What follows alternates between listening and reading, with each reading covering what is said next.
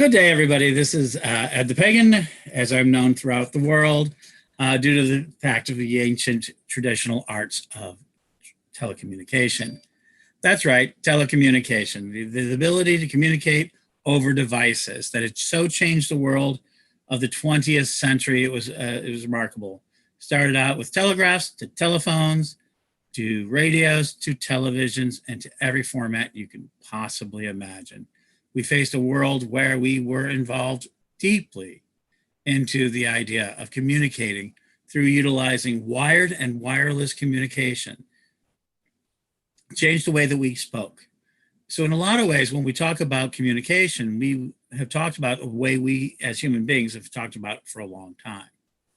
We went from, I always joke about, we always started from tom-toms to telegraphs to telephones to televisions, telecommunications, and finally to the World Wide Web.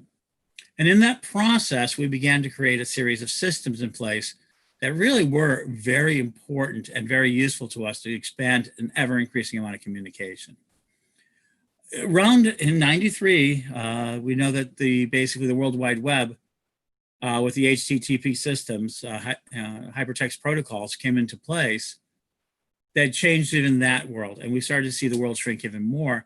And in that time, you saw something called cyberism or cyber communication or online communication became the essential part of our society, of our rules, of our way of communicating in the world. And it started to change the way we did. And so religious communities got very caught up into that as well. And so they were able to utilize these forms of communication to create amazing systems. And so these amazing systems came into place that really kind of live on top of our online world, lived on top of our real life world. We used it primarily to communicate with people we may have known or through various forums or through various systems. And now we've entered a world, and this year, I think we've made the difference into entering a digital world. And our digital paganism is going to be the result of it. I think that we're at the turning point, and it's going to be very different. And we offer the first differences. One of the things we always talk about paganism is where its source of its power, where of its authority, and in human society as well. In the book Sapiens by Yuval, we talk about the idea that we've gone from deism, from animism, where all things are in nature and all authority arrives from nature, the animal spirits. And then we kind of transformed into deism. And that means that all authority came from the gods. Very basic, very simple, very easy. It came from the gods. And in that process, the gods were able to deal with the world as we know it. And so all authority, like authority of the king, the authority of the priest, the authority in our communication was primarily our ability to channel the gods in any form, be it through ritual, through all sorts of mental alterations and difficulties, as well as positivities, through psychedelics, through all sort of experiences. We would then take it on, and then we would say the king is there because God gave him the rules. And we have the Bible, we have religious texts. We began our life building our societies based on deism and the way we behaved towards the gods and the gods towards us. Right around the Black Plague and the Renaissance and everything else, we started to see something come in where deity was not the central authority and became much more apparent in the 19th century and became the rampant form of our religions is humanism, where authority comes from human context. If deism is the authority of the monarch, God, from top down, and that you gain your authority from the top and it came down to sit on us, humanism became a way to say, no, all of our emotions, all of our feelings, all of our thoughts are more important than this person on top. And that we are allowed to make decisions. So we see democracy, we see group thinking, collectivism, and all sorts of ideologies that are based on humanism. And paganism ultimately became a humanistic religion where how I felt about celebrating the gods, how we felt about celebrating the gods, how we perceived them became the essential tool. And our facts were about human facts. So if deism was anything about the ability to show and prove that the gods had told you by showing miracles or having a deeper understanding or be able to cure people, humanism came into a place where we could gather knowledge, and that it gathered human knowledge together, even about the gods, even about deity, about how the world works. Herbalism, well, we may have been inspired by the gods in the ancient days, today became humanism. They became to generate our knowledge. And it became humanism that we trusted to above all else. After all, if we were actually able to have a democracy, have a system of programs and everything else, we are able to actually then say the collective good is where we is. We want to know human facts. We want human verification. We want human dealings. So that's humanism. In today's world, we're now seeing in some parts of the world where deism, God told us, the Bible told us, the Quran told us, all of these sacred texts have told us how to live the world. And everybody says, no, no matter what you think about them, these are the facts of the world. These are the physical facts of the world. And these physical facts began to create a essential way of being. And so with that, we began a wonderful creation of the world, of being in a humanistic world. And today our governments represent that. Our society represents almost all authority in the world comes from human structures, human ideology, humans being at the core of our sort of world. Digital is something new. And so let me say, so in our human world, we actually then started invoking cyberism, where we use cyberspace and reality and the sort of cyber creations to begin building imitations of our physical world. I'm relatively known for that because I basically built a witch school online. And today, that witch school can get you and gain you the ability to become part of a community, of learning some magic, so learning the way it works, so learning how to be a clergy member, how to be part of a community. We have then Magic TV, which kind of allowed us to kind of broadcast, and we used YouTube, but we haven't built it before that.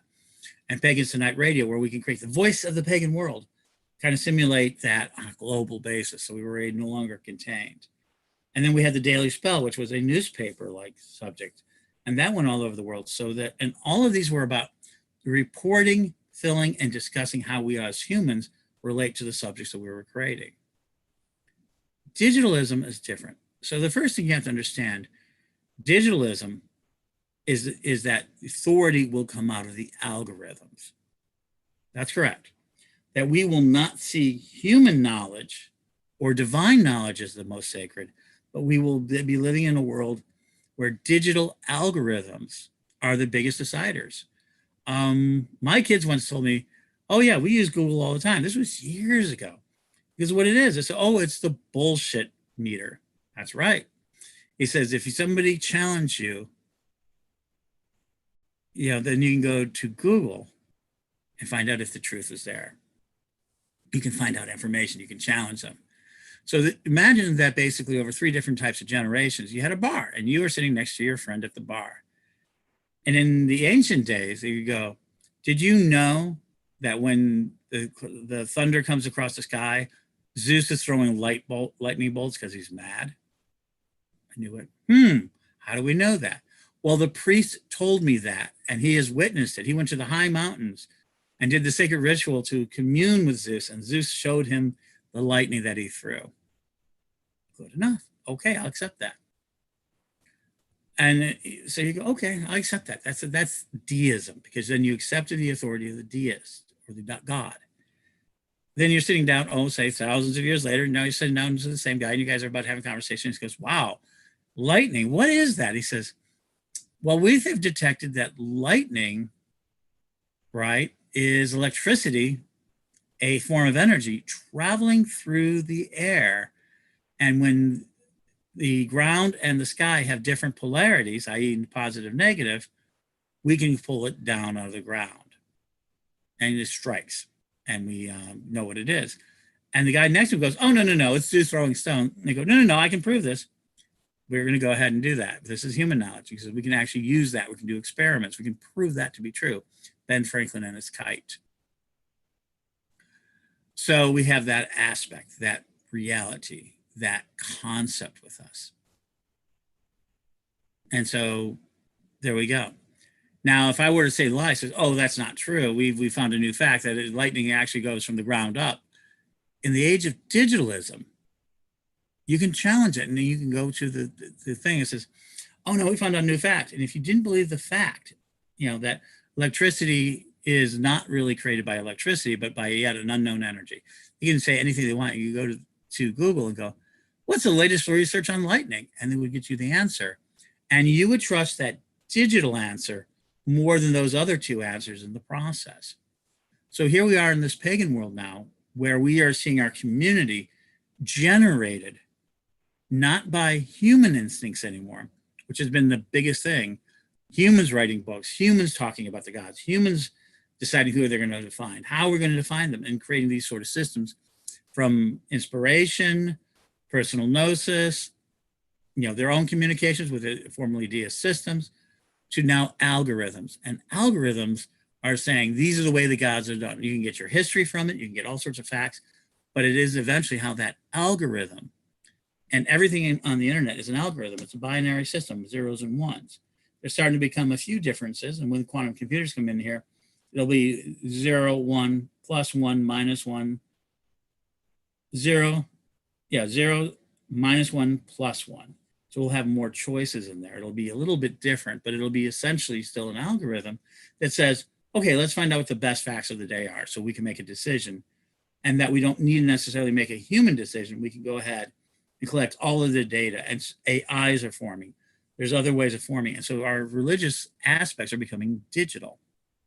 Let's take it another step. So inside a digital world versus a cyber, everybody said, oh no, we've had cyber paganism for years. Cyber paganism, cyber magic, cyber practices were about practicing similar responses in the internet world, making the connection so that you can push it, that you can go ahead and do it. So you can join a group or things of that nature. Today, a digital community doesn't need anything more than say, I want to be a part of your group. Push a button. You can do that with Witch School. And you push a button on Witch School, and then you can join the school, and you can enter as a student free of charge, 35 classes, and begin your process of becoming a witch or a pagan or anything else that you wanted to. But that is primarily its purpose. And there's other ones. And how quickly can you leave it? Well, I can push a button and leave the system. But while you're in it, well, there's lots of humans that you're going to communicate with and join as a communicative group. Understand that most of the process that you're going through is a cybernetic creation. It's a digital creation. We created it. Now, what's the difference between a digital witch school and a cybernetic witch school? It's going to be the difference of how you interact with that space. So what is digitalism?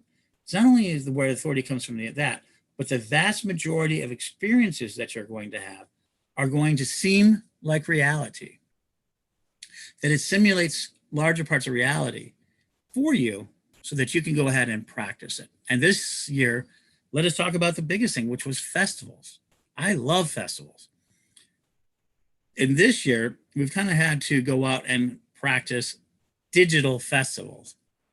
And so we began the process with Zoom, with Facebook, with lots of other systems in place to begin simulating the human interaction that makes festivals so good. And we used algorithms to bring it to us. So now in the Witch School Festival that's coming up, I'm looking to bring even more tools, cybernetic tools, digital tools, let's be very honest, digital tools, to give us even more of a feeling of strength and of ideology and of philosophy and create more of an experience.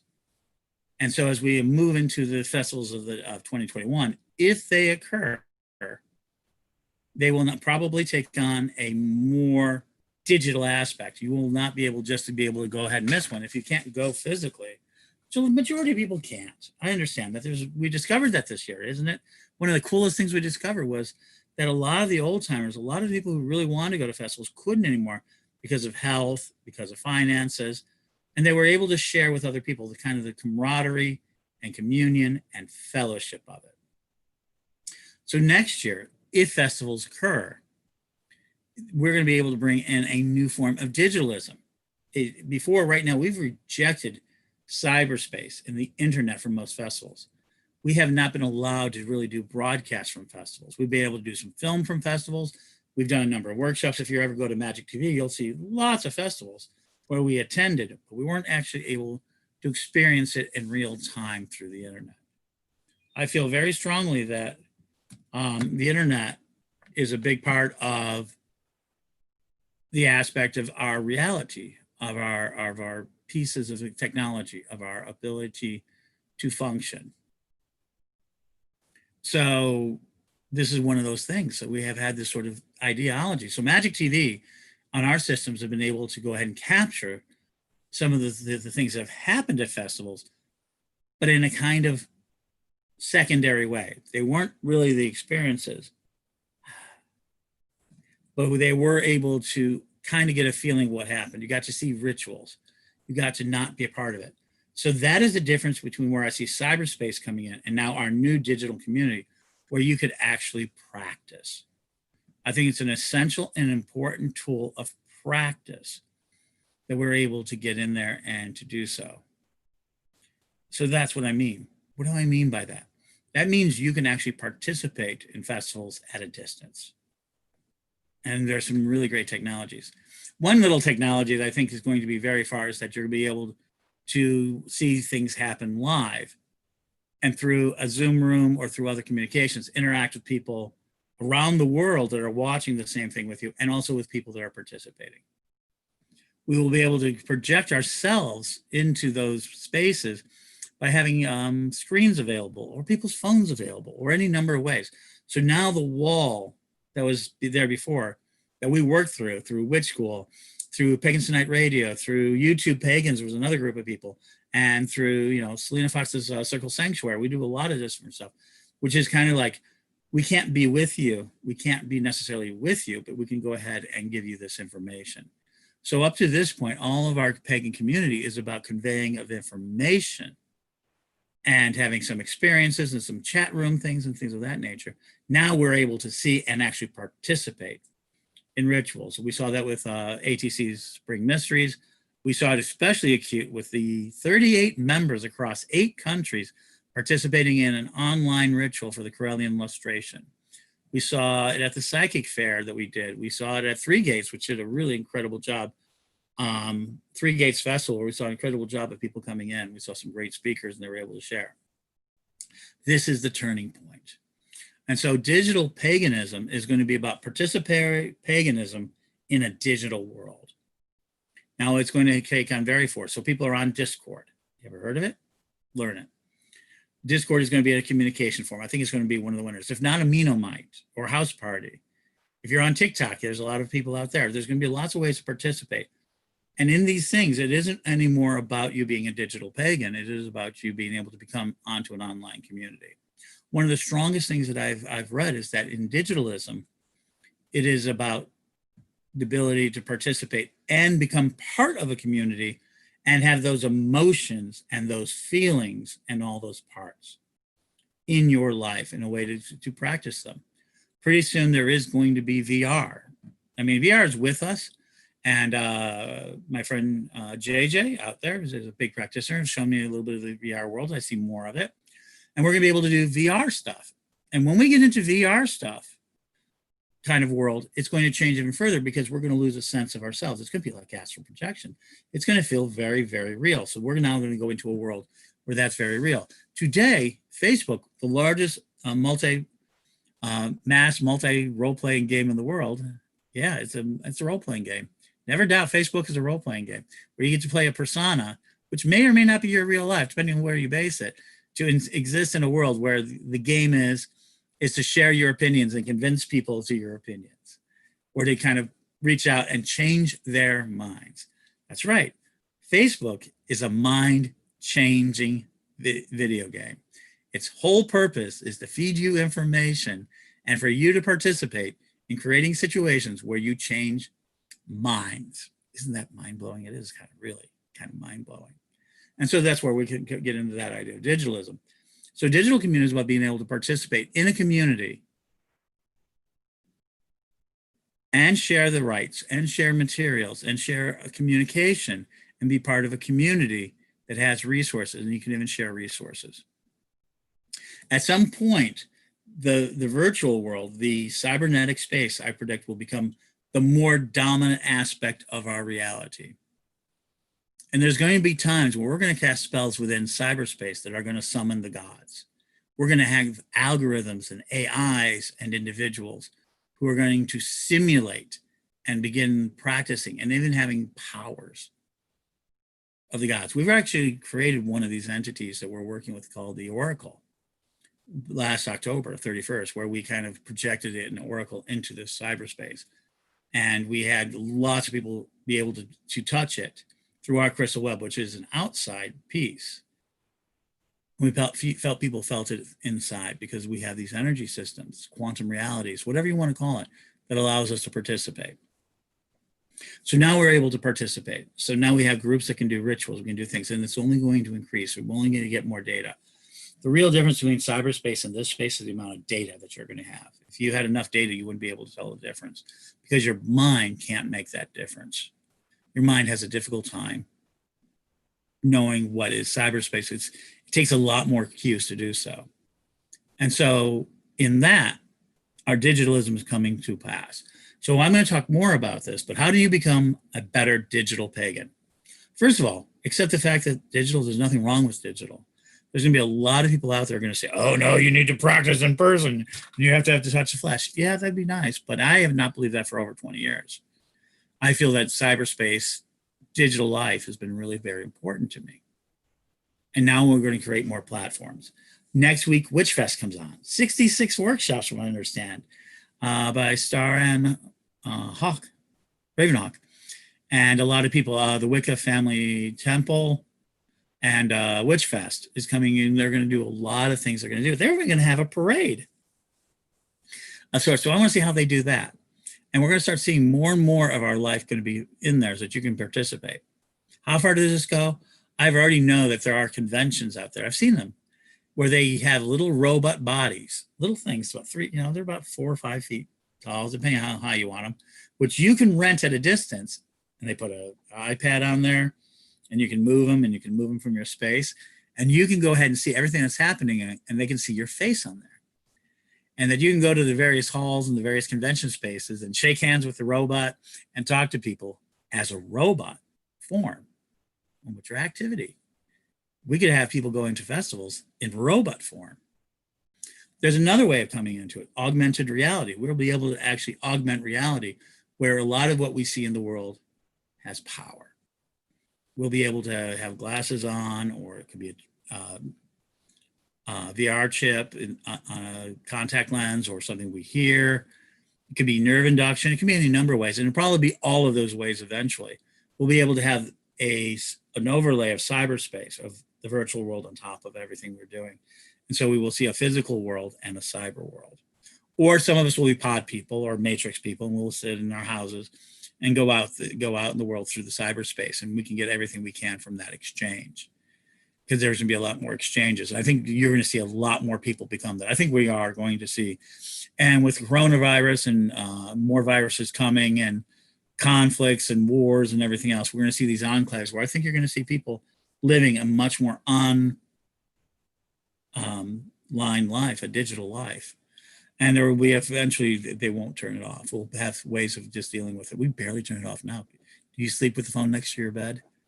Is this your big cybernetic device? It is a cybernetic device. Do you live through that as well? How much of your communication happens through that? Imagine that is growing. You get tarot card readings. You can get all sorts of things. So we know that's going to happen. Next thing that's going to happen, we're going to see the world change now. Digital paganism is going to change even more.